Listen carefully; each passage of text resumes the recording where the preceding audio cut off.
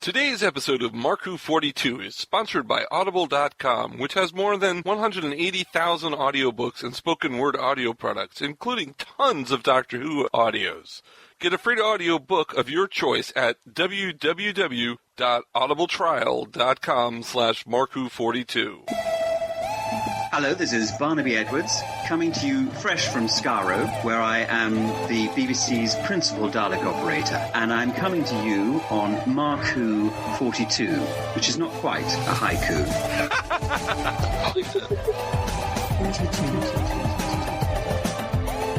Welcome to Marku 42. Yes, that's right, it's Marku 42. I'm your host, Mark-Baumgarten, and we're a Doctor Who radio show for all of you out there who haven't heard us before. And if you've heard us, we're grateful that you've come back. We've got co-hosts. Who do we have with us? We have Patricia-helm and eduardo-m-freyre. We also have someone else with us. Yeah, it's not Patty Hawkins. Yeah, it's not Patty Hawkins. Patty Hawkins is off today.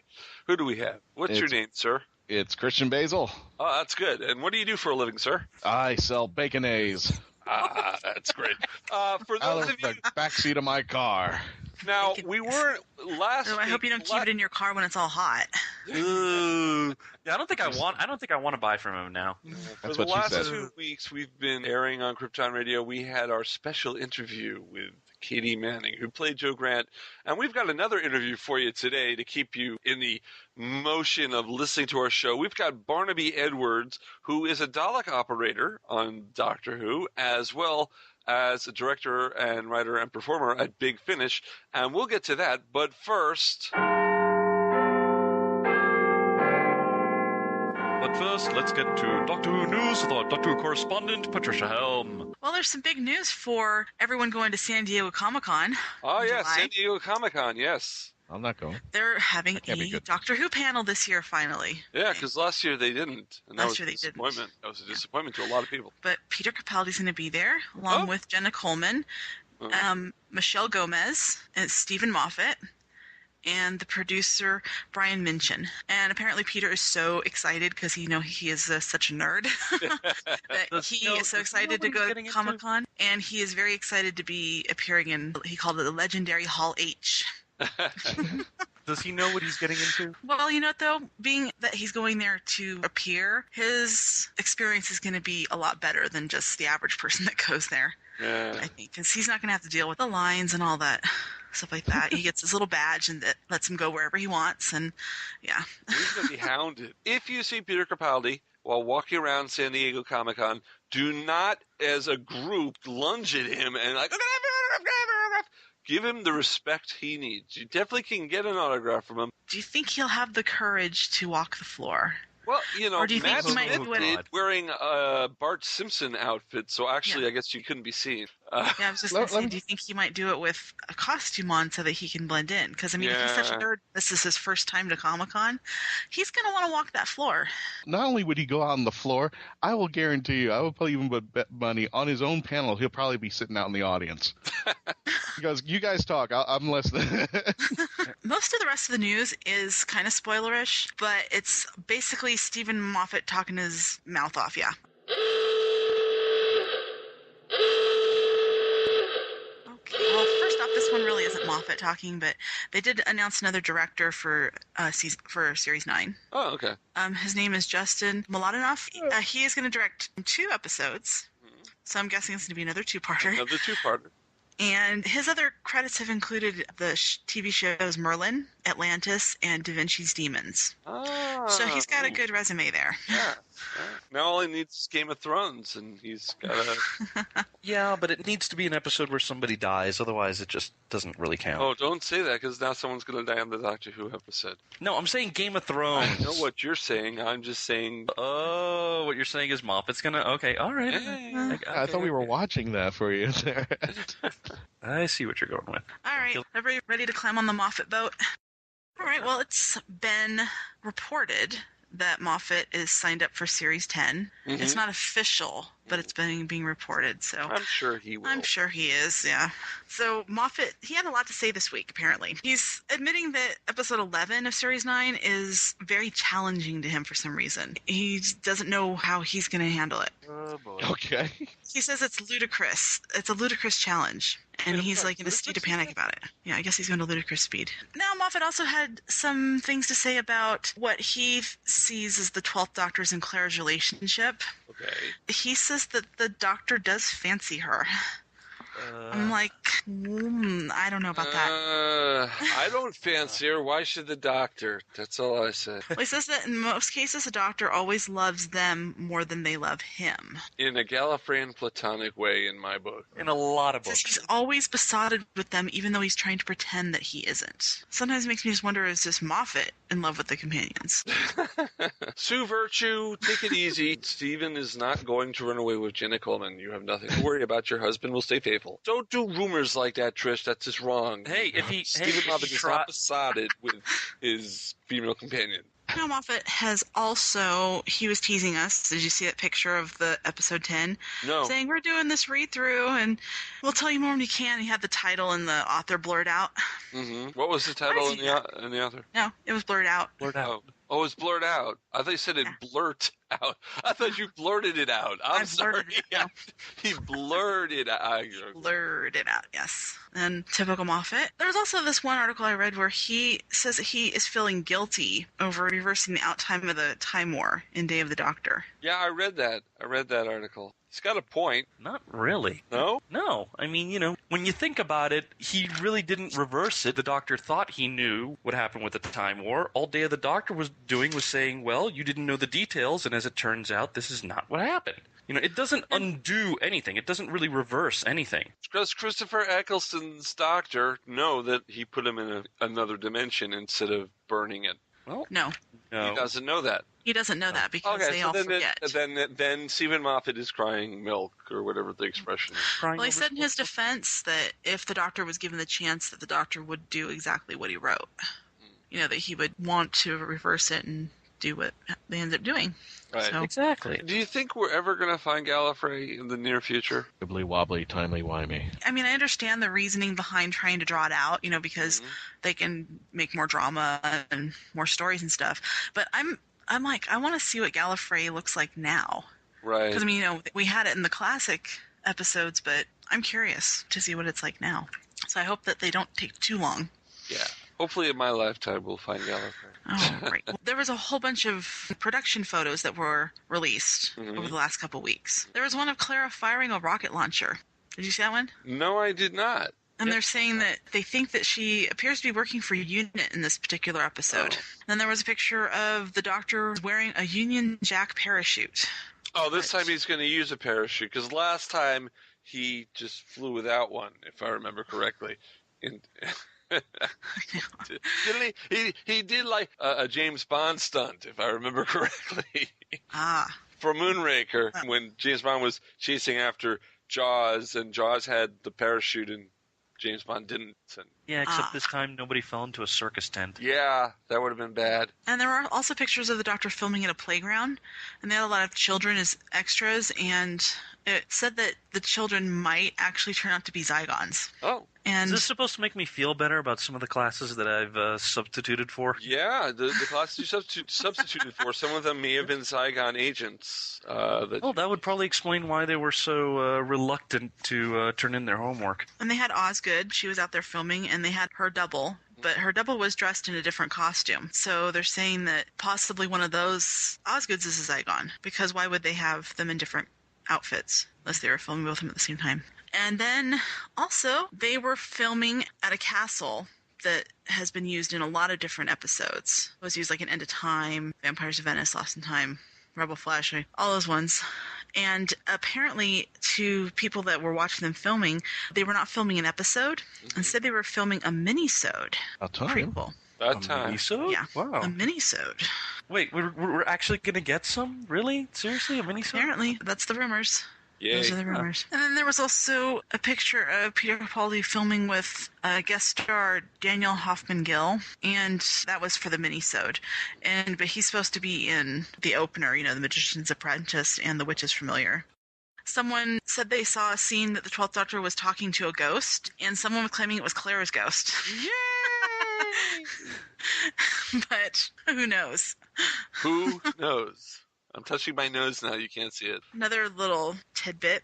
Rachel Talalay, who directed the Series 8 finale. Yeah. She was spotted on the set there, although she's not directing. But they think that she might be there for pre-production for filming in the future, like maybe the finale of Series 9 again. On that note, that's all the news that we have, but we do have quite a few birthdays. Birthday! I went back a few weeks since we haven't been able to do birthdays, and I figured let's do it right. Let's get everybody that we can. All right. So, going back to May 24th, and we had Jim Broadbent. Oh! It was in Curse of Fatal Death. Oh. As a doctor. As a doctor, yeah. I wonder, was his birthday spectacular? Oh, bad. Bad. I'll file that one. File that in the bad jokes file. And then on the 24th, we had Will Sasso. He was the Orlando in the Eighth Doctor movie. Come on, really? But I love Will Sasso. He's so He fun. counts. He counts. He counts. Yeah. He counts. I know Will Sasso counts. And he performed with William Shatner in My Father Told Me. But still, okay, yes, Will Sasso counts. May 25th was Ian McKellen's birthday. Oh. Now, I add him because, he's the voice of the Great Intelligent, but also because he's Ian McKellen. So there. Yeah. May 28th, Kylie Minogue. May 30th was Mark Shepard's. Canton Everett Delaware III. And he stars in every single genre show ever made in the universe. So if you don't know who he is, turn in your Geek card and go away. Okay, May 30th was Sterling's birthday. She was Ada Gilliflower in The Crimson Horror. Oh, The daughter. Oh, Diana Riggs' Diana Riggs' daughter? kid. Yeah. Yeah. May 31st was Reggie Yates. Leo Jones, Martha's brother. June 1st is Brian Cox. He played Sidney Newman in Adventure in Space and Time. Not to be confused with the scientist No, this is the actor. of Brian. the actor Brian Cox. Both of them are Doctor Who fans, so it's easy to mess up. Yeah, I think Brian Cox, the actor, the one who was the bad guy in X-Men 2. In June 1st, we also had Jonathan Pryce. He was the master in The Curse of the Fatal Death. Yes. Loved it when he had all the Dalek bumps. Now, on June 2nd, we had Liam Cunningham. He was the captain in the Cold War. Oh, yes. Yes. He's also in Game of Thrones. Yeah, he is. He is. Davos Seaworth, yeah. And finally, on June 3rd, we have Penelope Wilton. She's Harriet Jones. Everybody knows who she is. Yeah, everyone knows. Slide down Everybody north. knows who she is. That is all the birthdays we have. So those are Until all the next time. birthdays up until this week. And then next week, we'll do a retrospect of the ones from this week, right? We're all caught up. You did the birthdays up until show date. So Exactly. next week, you will have the birthdays up to show date. Yeah, that's how we'll do it. We'll do it. So we can't miss them this time. We can't claim to miss them because we're doing them after. Yes. So, I see how you rectified the situation. I see what you did. You changed the rules. Okay. what? I always did that. No, Mark, it's not about changing the rules. We pulled the DC Comics and we rebooted. Okay. We rebooted. So this is new 52. This is new 52 birthdays. What did Convergence do? Crisis never happened. So does Superman never? Clark Kent really never, ever, ever, ever married Lois Lane? Oh no! He still did. 2? No, he still did. I'm confused. If I read this correctly, basically everything counts now. So in other words, the DC universe after Crisis, the DC universe that had Superman and Lois finally tie the knot, that's around. So if you want to do stories where Superman and Lois are married, you can do that. If you want to do a story that takes place before Crisis, using that sort of world, you can do that. Are they going to do like Superman comics where like they're going to retitle the book Superman Earth 1, Superman Earth 2, Superman Earth 5637.8? Because how can you do continuity if you keep switching the different Clark Kents and the different Supermans? First off, I've seen the solicitations for June, July, August, and so far it doesn't look like they're going to do what you said. This comic book is Earth 1 Superman, this comic book is 2 Superman, this comic book is Red Sun Superman. Right. However, if I remember correctly, when they were leading into Convergence and they announced the titles post-Convergence, the idea was they wanted to focus a little less on continuity from book to book and stuff and just focus on good stories. So 1 month in Superman comic, you might have the Clark Kent-Lois marriage. The next issue could have the 1938 Superman if they have a good story to tell, and then another issue could have from the way I understand it, what that means is, like, for example, a little less about if in this issue it's established this, you don't have to be, like, looking back 10 issues to say, oh, wait a minute, I can't have Perry White eating a hamburger because in this issue he said he was a vegetarian. I think it's stuff like that. All I know is Marvel better not do this same with Secret Wars, because I'm sorry, Convergence has... I'm done. Well, in case you thought you were listening to a comic book podcast or radio show, you're actually listening for the last to 5 Mark minutes. Who 42, which is a Doctor Who show. We're about to go to a break, and when we come back, we're going to Doctor Who full swing with our interview with Barnaby-Edwards, who is the chief Dalek operator on the show Doctor Who, as well as a director, writer, and actor in Big Finish Productions. We will be right back. Chief Dalek Operator. Chief Dalek Operator. Attention all Whovians! While you're waiting for the new episode of Doctor Who, start your own adventures with a book from Mark Who 42 Books. They carry unique and rare books at affordable prices. Visit Amazon.com/shops/MarkWho42. That's Amazon.com/shops/MarkWho42. Mark Who 42 Books. Set your imagination free into the Whoniverse. Is this thing on? Oh, goody. Why, hello there. It's your dear old Uncle Joker here. I bet you're asking yourself, what could I be possibly doing here of all places? Well, I'm laughing at the fact that this new podcast presented by Geekcast Radio is called Legends of the Dark Knight. Who the heck knew the Bat was so popular? Ugh.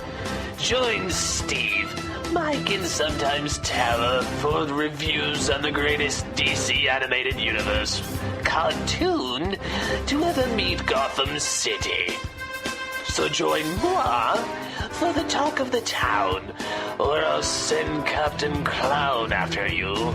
He gets mighty angry when he doesn't get to have his garbage skull.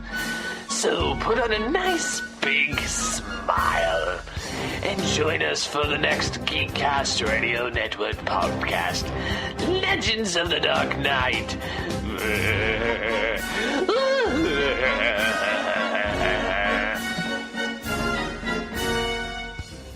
June 1st was the beginning of hurricane season in the United States, and in honor of that, we've got a special Dr. Geek's Laboratory for you that'll explain all about hurricanes.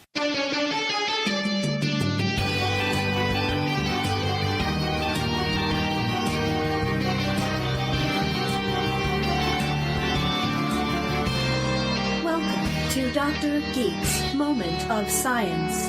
Here is the lab director and your human host, Dr. Geek. Hello, everyone. For today's Moment of Science, I would like to talk about... Dr. Geek, you have an incoming call from Claire of VK Dynamics. Hold that thought. On speakers. Claire, what a nice surprise. Geek, I wanted to tell you, you are right. Everybody heard that, right? I am big enough to admit when I hear a good idea. I had a good idea? Well, of course I did. Which one was it exactly? VK Dynamics should invest more in renewable energy. That's fantastic! I have some designs for a new solar array that will... Lord, now. I know I'm going to regret this, but what did you have in mind? Wouldn't it be fantastic if we could power a city with wind? Think of it. Chicago could be self-sustaining. With your efficient technology, the residents of that windy city might even get a rebate on their utility bills. While I applaud your enthusiasm, not even the windy city could sustain its electrical needs solely on wind power. Now, if we combined wind power with... Nonsense. I'm not talking about getting a bunch of wind farmers to harvest up a big old crop of wind. A hurricane would be powerful enough. And I'm sure you could harness the power of a hurricane in your fabulous lab. Well, yes. The typical hurricane produces the energy equivalent of 8,000 1-megaton bombs. But to suggest such a thing is very dangerous, even for you. Wait. You've been watching the Addams Family movie again, haven't you? Yes. And aren't you always saying fiction can inspire science? Yes I do. Okay. I'll run a few simulations, but don't tell me I didn't warn you. Deus, prepare a new project. Title it Project Bermuda Triangle. Acknowledged. So you have seen the movie? Of course I have. Deus, modify Reactor 3 with the following parameters. Well, look at that. We are generating a lot of energy. Oh, maybe a little too much.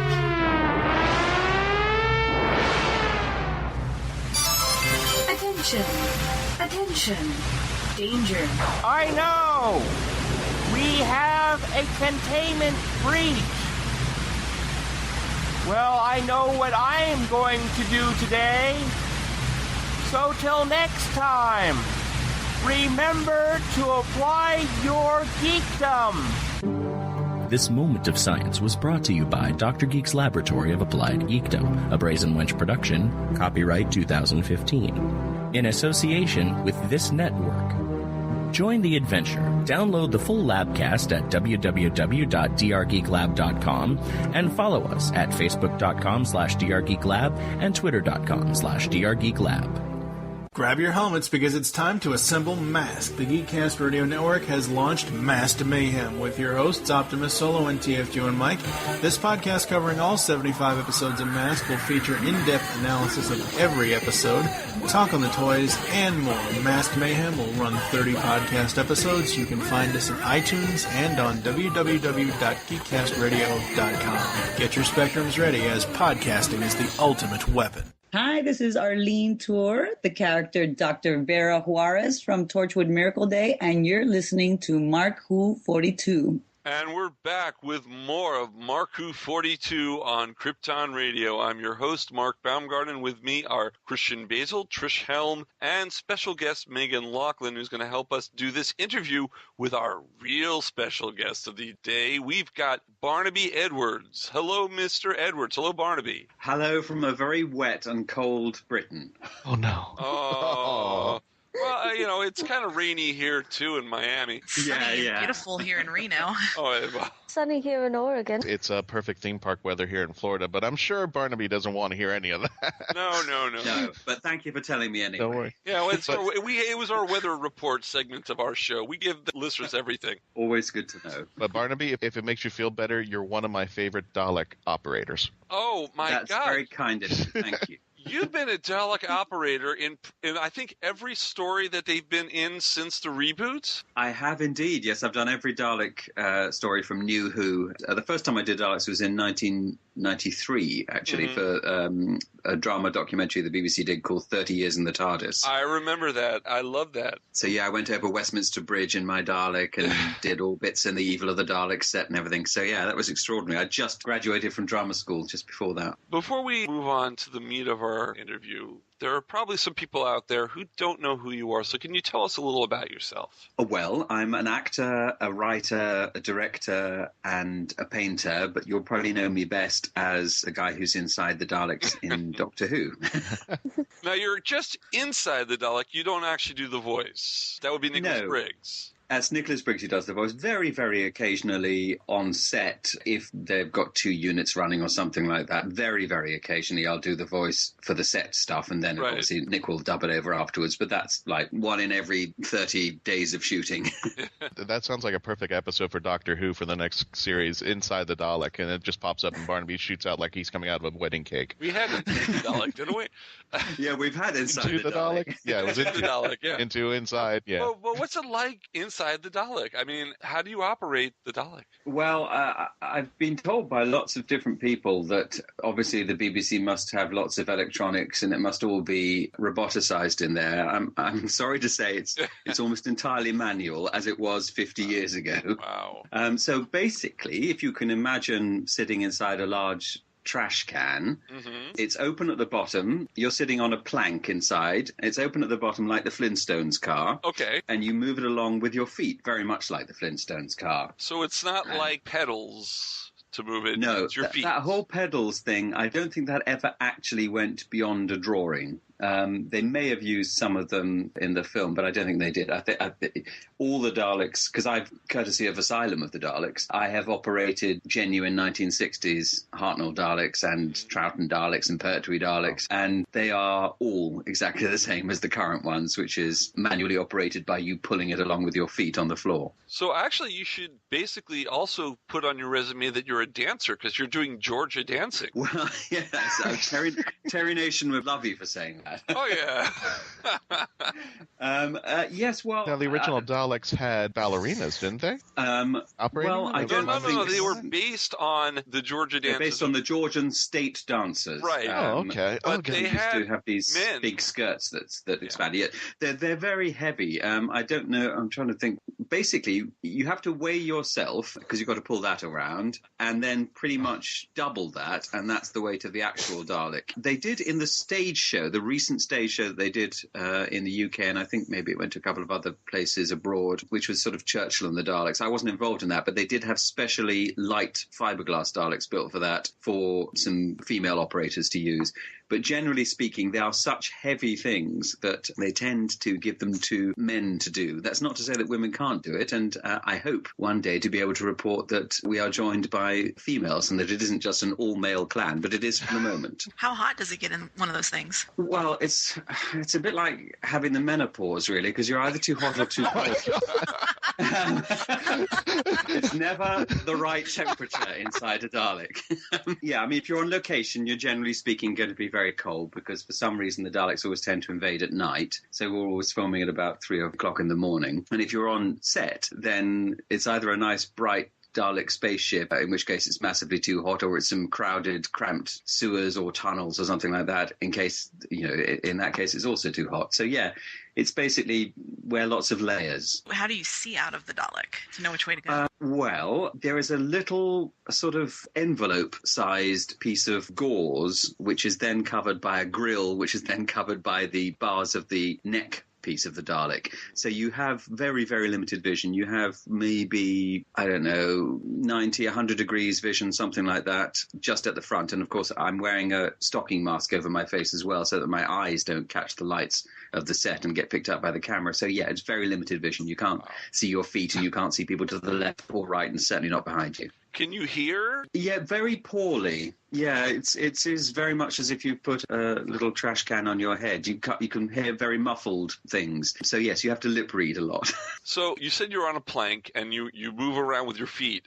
But okay, yeah. What about the guns, the stalks, and the lights on the top of the Dalek? Okay, well, the gun stalk and the plunger, they stick out in front of the Dalek, but they also stick into the Dalek about the same amount. So you have those poles underneath your arms and in your hands, so you wiggle them that way, and if you push the plunger out with your hand, it can extend and you pull it back in. But that's, again, all entirely manual. And there are two sorts of heads. There's an animatronic head, which we tend to use for sort of moving along. So when you're moving along and they need the sucker and the gun stalk to be moving at the same time, because I'm a mere human and I only have 2 arms, they put an animatronic head on so that they can move the head left or right via remote control. Oh, okay. But they also have manual heads as well. So for lots of precision work, we use the manual heads, which is basically a little pole sticking down. And if you pull it, the eye stalk goes up. And if you push it, the eye stalk goes down. And you can just rotate it left or right. All the ear lights are synced electronically to Nick Briggs's voice. So that's a voice-activated system. Okay. Do you ever run anybody over or scare frequently. anybody? Frequently, yeah. Usually when I've done live events, I'll think that a live event is going incredibly well, and then I'll hear some sort of muffled cry and a small yell, and I'll have run over some small child. The real terror. Yeah, that teaches them to be afraid of Daleks. I just had this idea come up in my head at the Doctor Who exhibition. They're going to have a new exhibit in the corner. It says Experience Menopause, and it's just these Dalek containers sitting all over the place. Yeah, I think the absolute worst menopause moment for me was when we were filming Victory of the Daleks, which is where they bring a new set of Daleks in, the Dalek Paradigm. For some reason, the Dalek Paradigm chose to build their spaceship on location in an old cigar factory. And the entire spaceship, it isn't a set, it's a real artifact.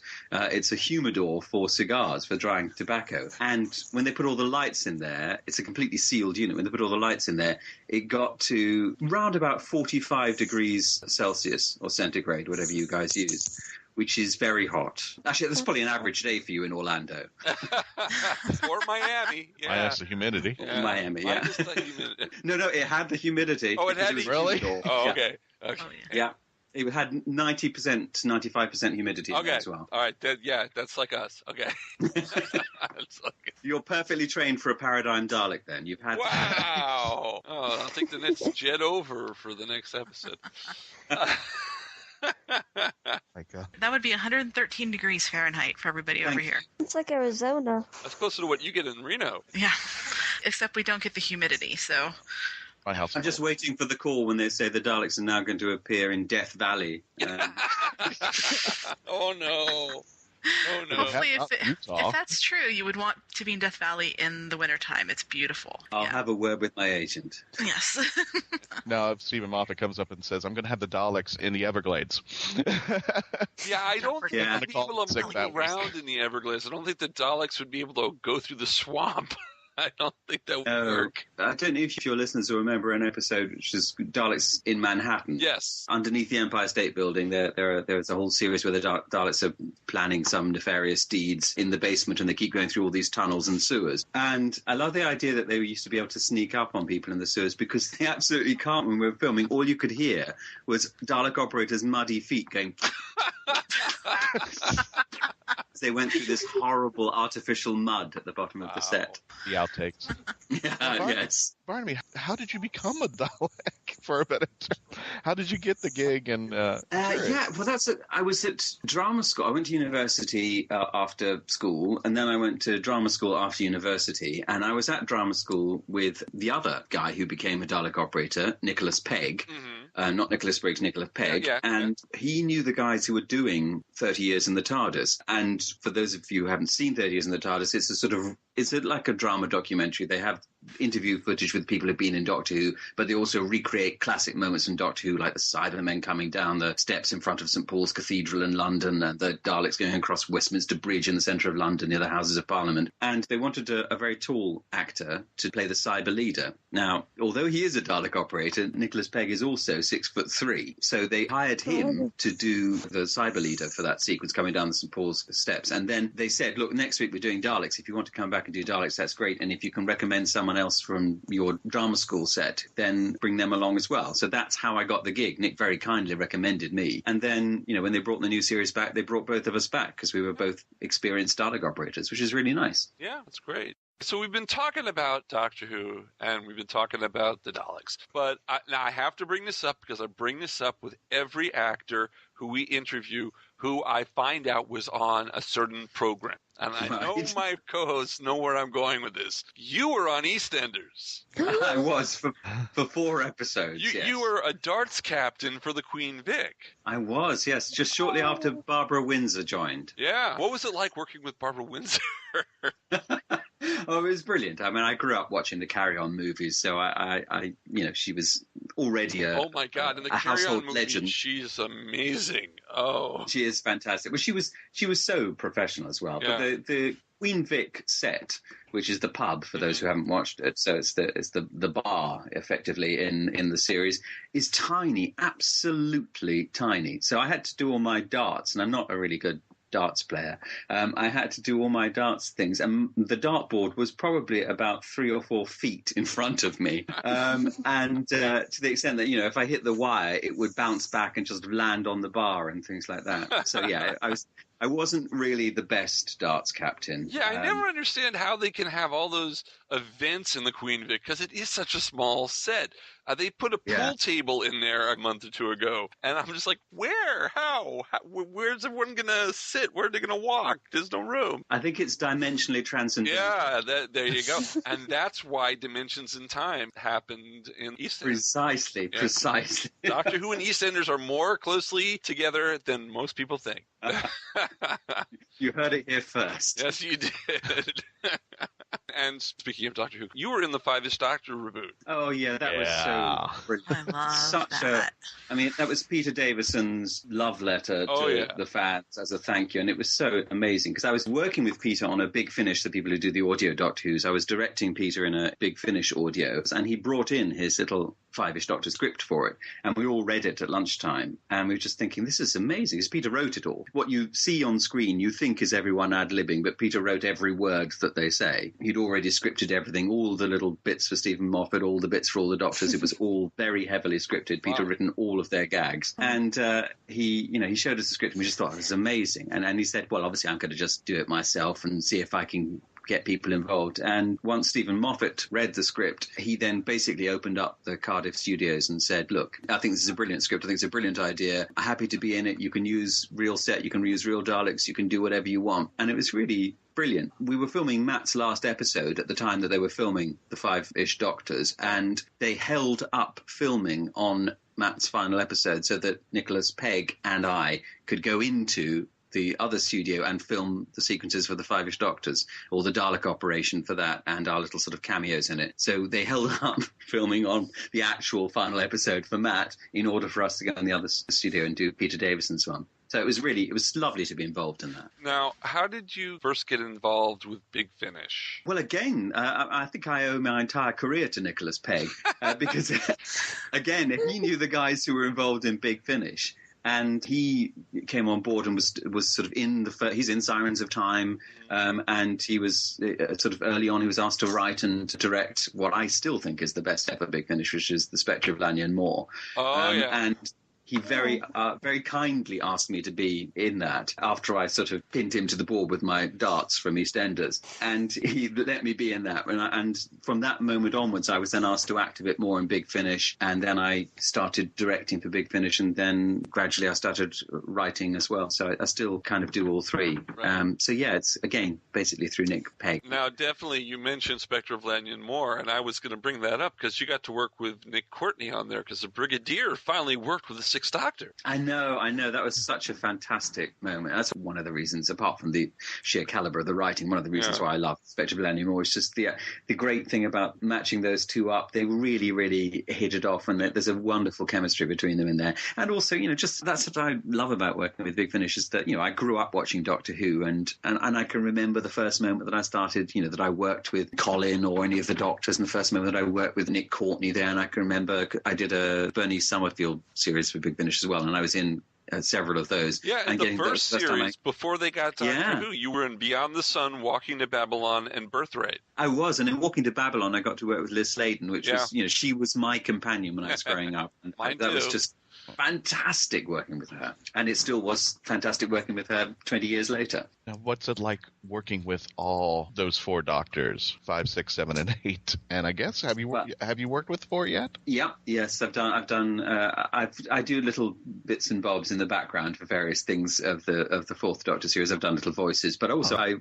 adapted Treasure Island for Tom Baker. Yes, I saw that. I saw that listed on something I was looking at on the web, and I have not heard that. I've got to hear it. Oh, Tom is just fantastic in that, because it's his favorite. Well, Tom's favorite book always changes, but when he asked me whether I'd be interested in writing it, it was his favorite book, Treasure Island, and he's an amazing Long John Silver. He's just fantastic. So yeah, I wrote and directed that for Big Finish, and indeed I'm in it. I've worked with every Doctor from Tom Baker to Peter Capaldi, and they're all very nice and they're all very different, and I'm not going to single out any of them and say which one's better. I'm not going to ask you. Good. One of the big finishes that you directed was Max Warp. Oh yes, that's brilliant. I love that one. What's your take on the Clarkson controversy? I got to ask somebody. I haven't asked anybody yet, and I've got to ask somebody. My take on the Clarkson controversy is that they should definitely give the show to Graham Garden, James Fleet, and Duncan from Blue. Who are the 3 people I cast as the people in charge of that show? I think Graham Garden is just he's a delight. The Goodies was one of my favorite shows when I was a kid. Me too. And I have shamelessly manipulated Big Finish casting over the years so that I've got to work with all 3 of the Goodies. Now, taking back to your history with Doctor Who would you consider your doctor? Not that you're picking out, but who did you grow up with? Yeah. Who did you grow up with? Not favorite doctor, but... Yeah, I grew up watching sort of the last series of Jon Pertwee. So that's his sort of Sarah Jane Jon Pertwee, Third Doctor stuff. And then my real doctor that I grew up with is basically Tom Baker. My classic period is kind of... the Fourth Doctor and Sarah Jane. Ooh. The first story I think I can remember is The Monster of Peladon. I can kind of remember being in a pit with Agador. So yeah, that's Pertwee's last season, I think. Yeah, season 11. I remember that. When Pertwee regenerates into Baker, what was your reaction to that? Was it like what most fans are, like, oh my god, I don't like this new guy, and then accepted it? Or are you just like, oh, this is different, let me try something new? I'm sure, I mean, I'm trying to remember, I was probably only about 5 at the time, so it's quite... My memory is not quite as good at my 5th year on this planet. But yeah, I think it was probably exactly the same as everyone has ever reacted to any new Doctor Who. It was that, you loved the predecessor and you hated the newcomer until several stories in when you'd forgotten the predecessor and loved the newcomer. It's amazing that there must be some biological thing that happens in the human brain where we keep forgetting that happens every single time the Doctor regenerates. Because it happened within the new series. No one became more sophisticated with the new series. As soon as Chris Eccleston left, people were sort of, I don't know about this newcomer, David Tennant. And then as soon as David Tennant left, they were the same with Matt Smith, and they're the same with Peter Capaldi, and they will be the same with the next incarnation of the Doctor. See, I jokingly tell people that in the history of the show that we grew up with PBS that had Tom Baker, but the thing was they only purchased Tom Baker. So as soon as they showed Logopolis and they showed Peter Davison and Getting Up, I thought that was the end of the series. And they started all over again and again and again. Then one year they decided, we're going to purchase Peter Davison. And then I sat there and went, wait, the show goes on? Let alone they didn't tell me about the first 3 guys behind him. So yeah, I was so involved with Doctor Who magazine, I knew it. I knew what was going on. And did none of your friends believe you? Doctor Who wasn't as popular as it is now. It's exploded. And even then when it was on PBS, it kind of had to shake him, but even then I was closet Who. You had to be closet Who. Everybody's talking about Transformers and G.I. Joe and everything else, and here I am walking around with this floppy scarf and this little robe coat that I was wearing and like being embarrassed, and everybody's going, what's that? Who is that? And I'm like, exactly. My mother grew up with the Fourth Doctor. Your mother grew up with the Fourth Doctor? Yeah. Well, literally, she was Louise Jameson. Sounds like it. No, I think one of the great things about what Russell T Davies and indeed Stephen Moffat have done is, the last time I remember Doctor Who being cool was around about Tom Baker period, and that's sort of kind of early to mid Tom Baker. And then thereafterwards, you had to kind of apologise in the school playground for liking Doctor Who. And then when it came back, it was suddenly cool again, and all of these Doctor Who fans could come out of the temporal closet. Yes, I agree. I was thinking back to what you said, about how the Doctors, how whenever it changes, people are very unsure about the new guy. And as it goes on, it's like I think people forget that they were like that about every Doctor. Because everyone was like, oh, Peter Capaldi, he's too old to be the Doctor, or, he's not going to work. And everyone is always the same. It's like, oh, Matt Smith was too young, or this or that. And people forget that they're like that every single time because I think they just fall in love with the current Doctor and they forget that initial doubts. Absolutely. I suspect that there are kind of men in black people who go around everyone's houses wiping their memories at some point during the Doctor season, so they will forget that he ever regenerated into their favourite. I think they're like that with the companions too. Whereas when a new companion comes along, they're kind of doubtful about it, and then when they leave, they're upset. I suppose that's the same with everything in life, isn't it? We're hardwired not to like change. Yeah. We're hardwired to like the comforts of life and things that we can regularly see and all the certainties. And then when something new comes along, it confuses us. So we're initially hostile to it, and then we come to love it. One of the reasons I love Doctor Who is because of the change. It's an anthology. You could have any kind of adventure, any kind of story could be told, and it has been told, and it's just great. And there is a lot of change in Doctor Who. I think the point that you're making there as well about the sort of variety, not only of the ever-changing cast, but the variety of the storyline is astonishing. I've just directed the 200th Big Finish main range Doctor Who audio. Yeah, with Peter Davison. Absolutely. And that's 200 extra stories that are told within the world of Doctor Who, and then there are all the spin-off stories that Big Finish do as well. Chronicles, and the TV series and all the books and all the Virgin New Adventures and everything. It's an amazing, astonishing format, because unlike another sort of long-running format like James Bond, which has this thing of effectively regenerating James Bond, you can't have as many adventures and you can't have as many varied adventures in the universe of James Bond as you can in the universe of Doctor Who. I think it's endlessly variable, and you know, it inspires so many people to be creative, and I think that's one of the wonders of it. Barnaby, have you heard all the talk about there being a Doctor Who movie? I think since I was about the age of 2. Well, just recently it's been kind of in the news, and they were like those leaked the WikiLeaks of those Sony emails, and there was apparently some emails about doing a Doctor Who movie and them trying to get together with the heads of the BBC, see if they could do it. But Stephen Moffat has said, you know, how can we do a movie that doesn't take from the show? Yes, I know. So now that Peter Cushing is no longer with us. We can have Doctor Who as in a new story exactly. with the Daleks. They could call him Doctor Who. Yeah. One of the great things I like about Doctor Who is not only is there so much going on that's official and within the official canon of Doctor Who, but there are also these marvellous, magnificent kind of rumours that go around the whole time about, you know, the Dark Dimension and David Bowie being in Doctor Who and all that kind of stuff. And I think this is a slightly more advanced one of those. Maybe they have been ever since the new series came back. There were plans to do a movie, but I don't think they'll ever get it off the ground. Or if they do, and I'm proved wrong, I sincerely hope that it's packed with Daleks and that I get to do it.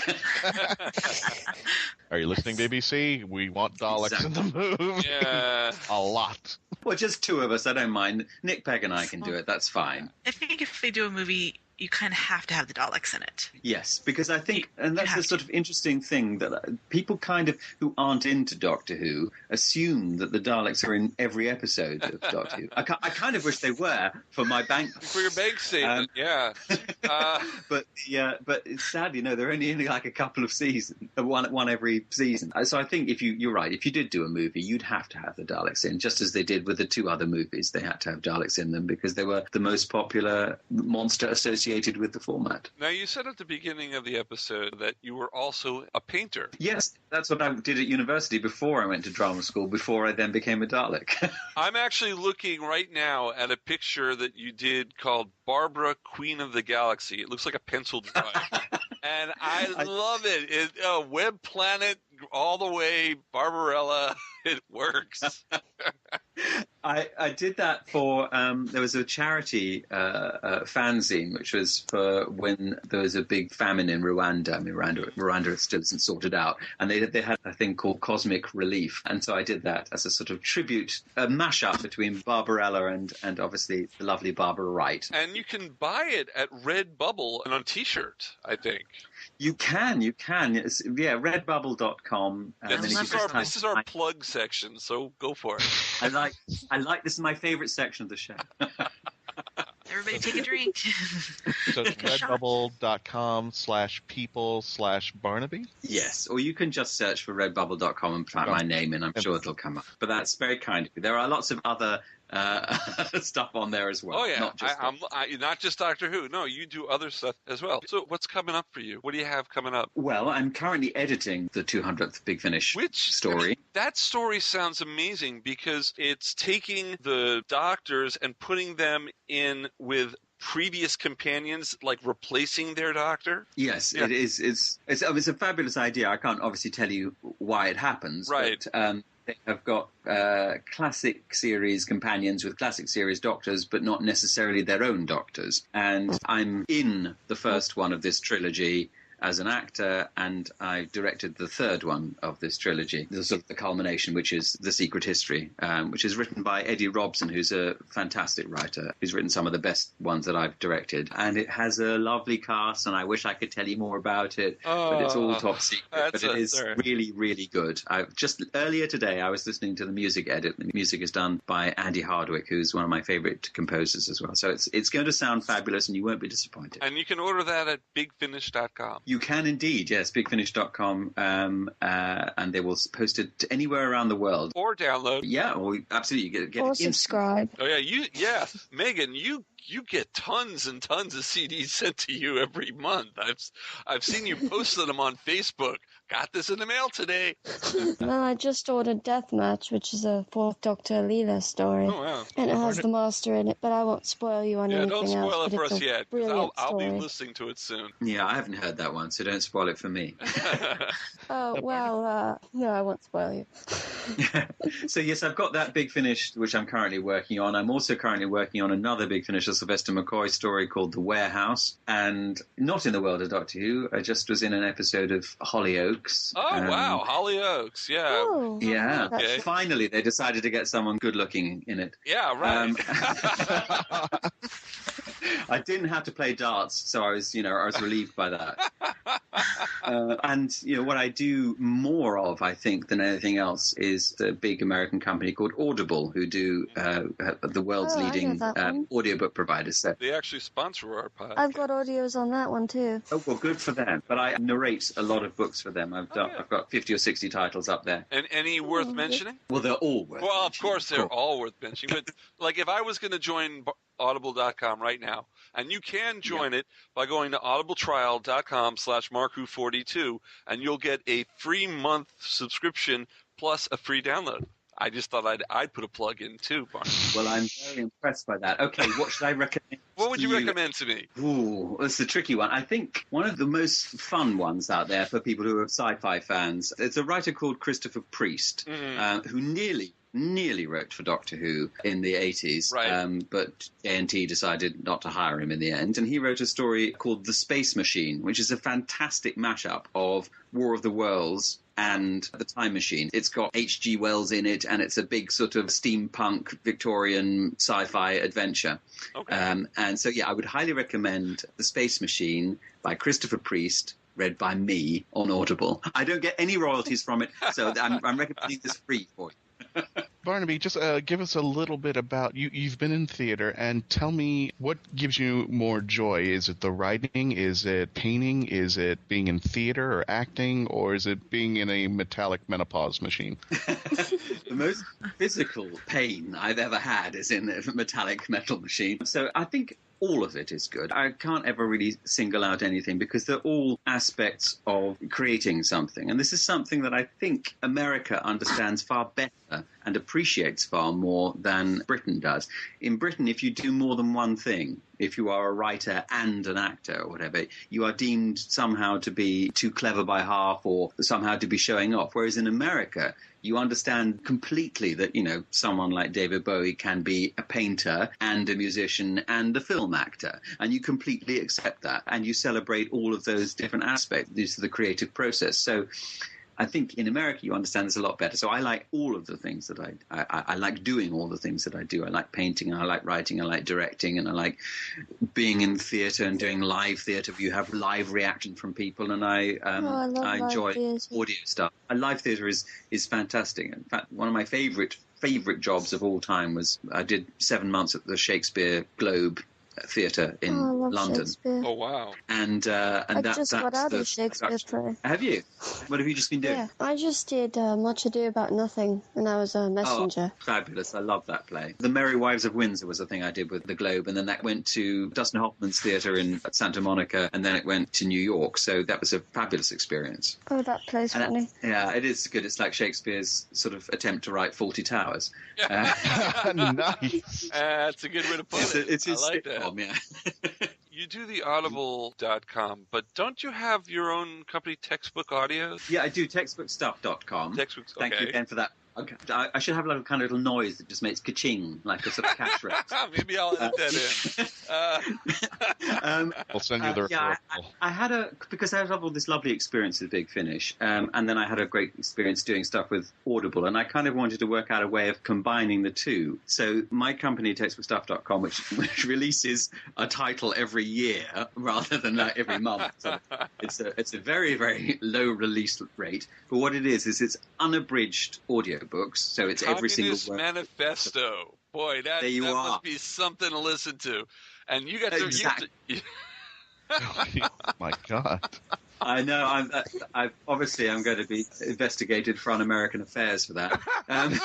My idea was to try and combine unabridged audio with full sound design. So the people who do the sound design on my Text for Stuff audios are Big Finish people. It's Howard Carter. So he adds music and full audio stylings underneath what is an unabridged reading. And we've got good readers. We've got Miriam Margolyes and Martin Jarvis and Andrew Sachs and indeed David Soul has read a fantastic Edgar Allan Poe collection. So they've all got one actor reading them, playing all the different parts, and they've got full music and sound design underneath them. So it's halfway between Audible and halfway between Big Finish.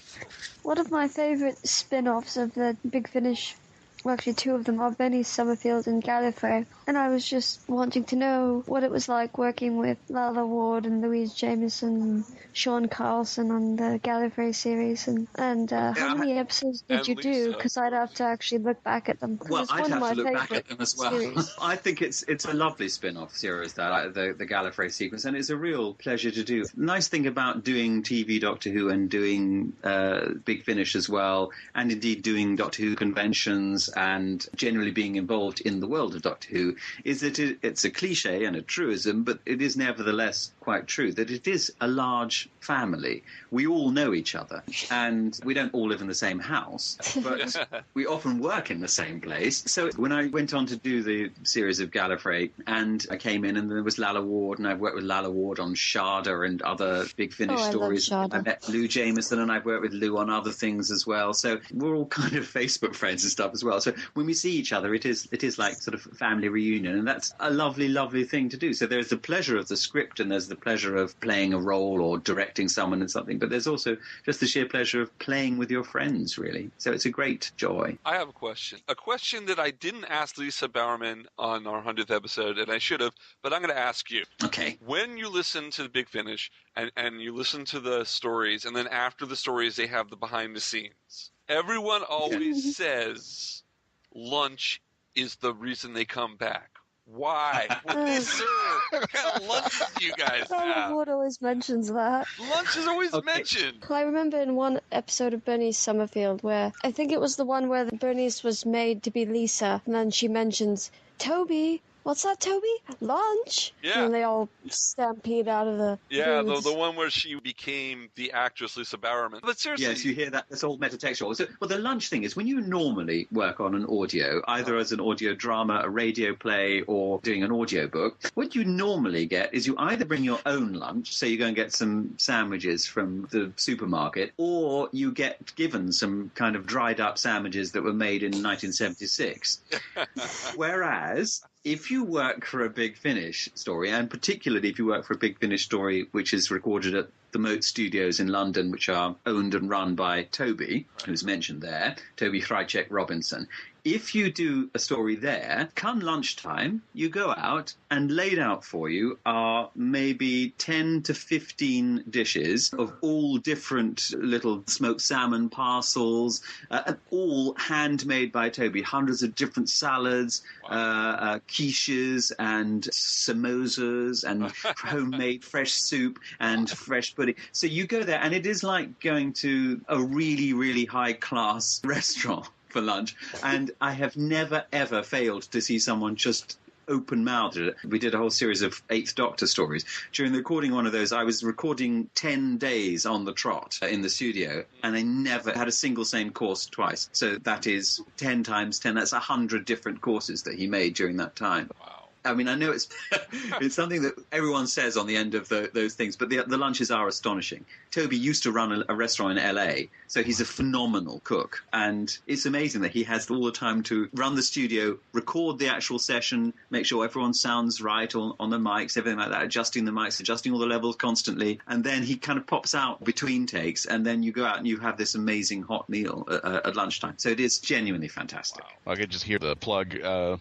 Is your production company in need of a catering service? Then look no further than Big Finish Catering Service. Didn't we have a caterer on our show just a Christopher couple of weeks Dane. ago? Christopher Dane could cater for you. We were joking. He was an actor in Kill the Moon, and he was actually put on in some other production as a caterer because he brought food to the set. So if this Big Finish thing falls through, you know you got a catering service on standby ready to go.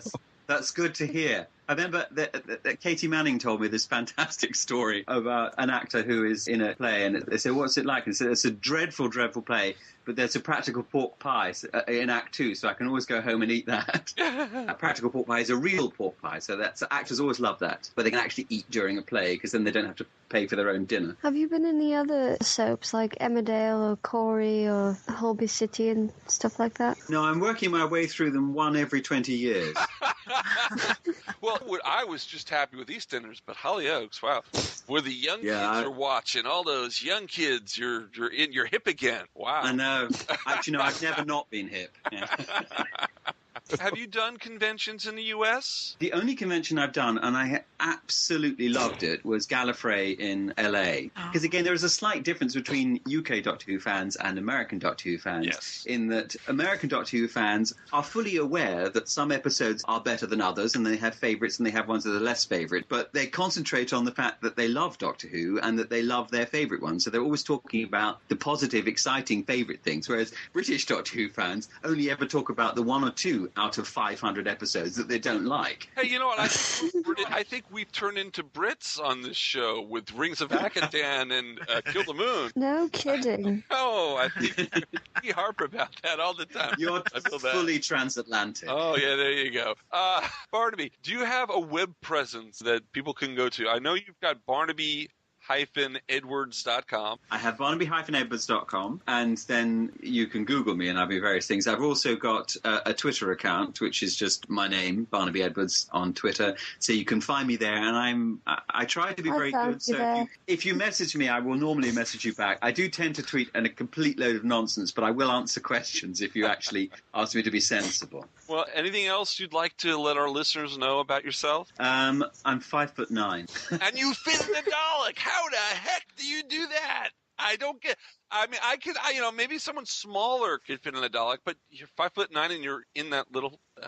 You can't really be smaller than 5'9", to be honest. No. So yeah, Dalek operators tend to go from 5'9", me, basically the smallest, right, up to about 6'3", which is Nicholas Peck.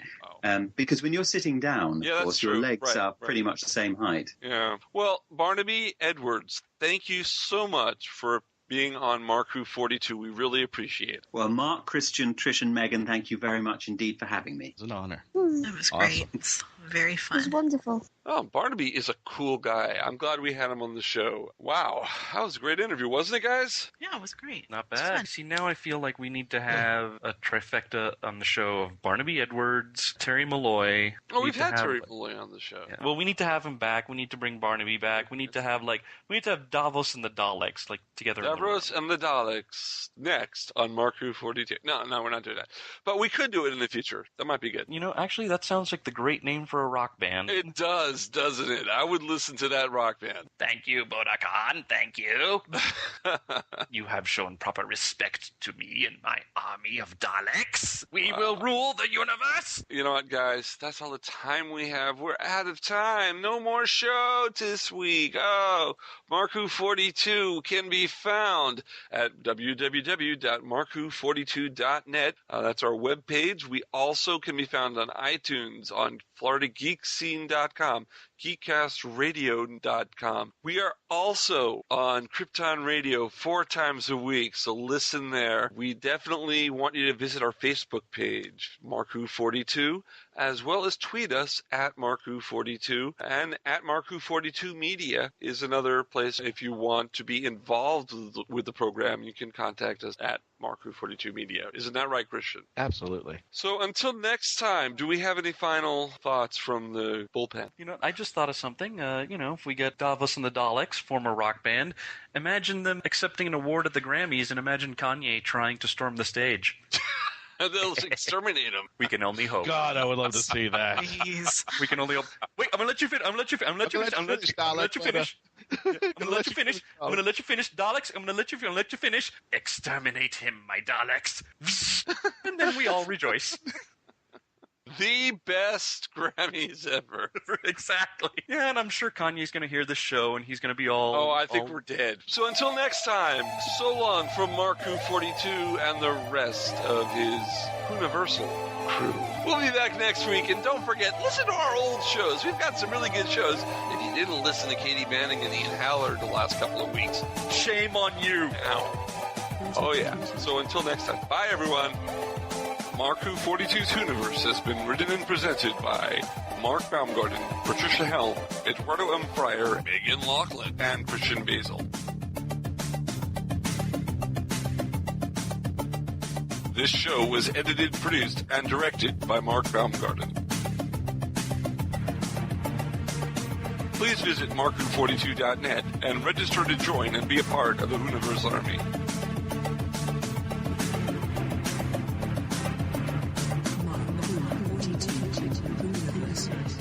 We can be contacted by email at mark@markwho42.net with the subject line ?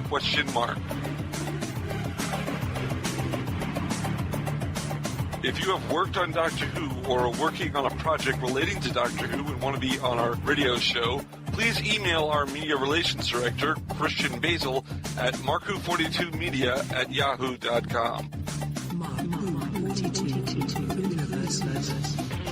Doctor Who and its properties are owned by the BBC, the British Broadcasting Corporation.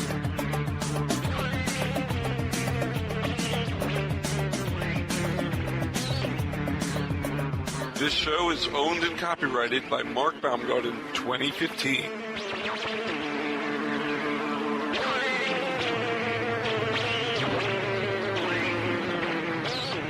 You're listening to Krypton Radio.